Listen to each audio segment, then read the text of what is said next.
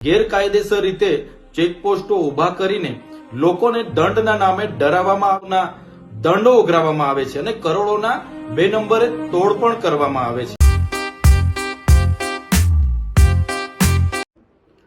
શાંતિ સલામતી અને સુરક્ષા બની રહે, કાયદો અને વ્યવસ્થા જળવાય એ ડ્યુટી પોલીસની છે।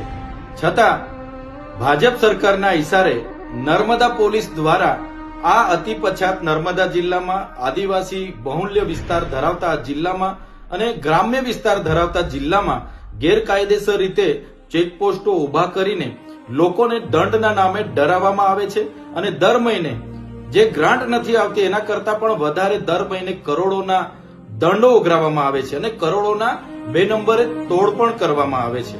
ત્યારે આ નર્મદા જિલ્લામાં આદિવાસીઓની કુળદેવી દેવમોગરા ખાતે આવનારા ગુજરાત, મહારાષ્ટ્ર અને મધ્યપ્રદેશના અનેક લોકોની રજૂઆતો અમારા સમક્ષ આવી છે।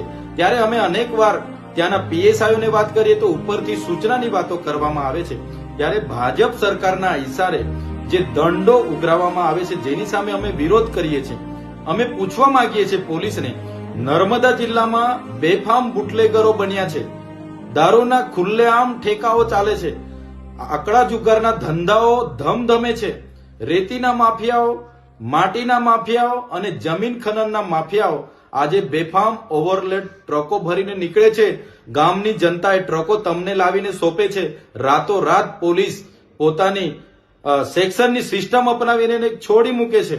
ત્યારે એક વ્યક્તિ પોતાની આસ્થાએ દર્શનાર્થે પોતાના પરિવાર સાથે જતો હોય, કોઈ વ્યક્તિ પોતાના પરિવાર સાથે લગ્નમાં ચાંદલો કરવા જતો હોય, કોઈ ખેડૂત ખેતરે પાણી વાળવા જતો હોય, કોઈ મજૂર સવારે પોતાનું ઘરબાર ચલાવવા માટે મજૂરીએ જતો હોય કે કોઈ યુવાન કે યુવતી કોલેજે જતા હોય, એવા લોકોને પણ આ પોલીસ દ્વારા છોડવામાં નથી આવતા, ડરાવવામાં આવે છે, હેરાન કરવામાં આવે છે અને દંડની વાત કરવામાં આવે છે અને તોડ કરીને તોડ નહીં થાય તો એને જેલ હવાલે કરીને એના વાહનો જપ્ત કરીને કોર્ટના મારફતે છોડાવવા માટેનો કેસ બનાવવામાં આવે છે, જેનો હું સખત શબ્દોમાં વિરોધ કરું છું। અને મારો વિરોધ નોંધાવવા માટે આવતીકાલે 3/4/2025 ના ગુરુવારના રોજ સવારે 11 કલાકે નર્મદા પોલીસ અધિક્ષકની કચેરી ખાતે હું જવાનો છું।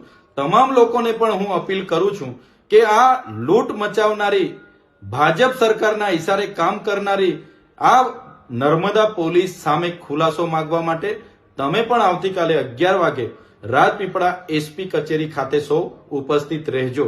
ધન્યવાદ।